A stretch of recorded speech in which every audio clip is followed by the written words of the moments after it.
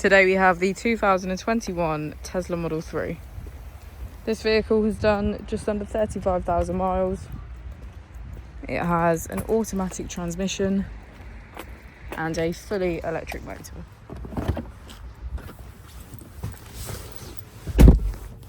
On our user interface, we're met with navigation as a feature, as well as an overview of the vehicle. This allows us to open the bonnet, charging port, and boot, all from within inside the car. If we click on our Tesla icon in the bottom right, we can access our controls, dynamics, charging, autopilot, locks, schedule, safety, service, and software.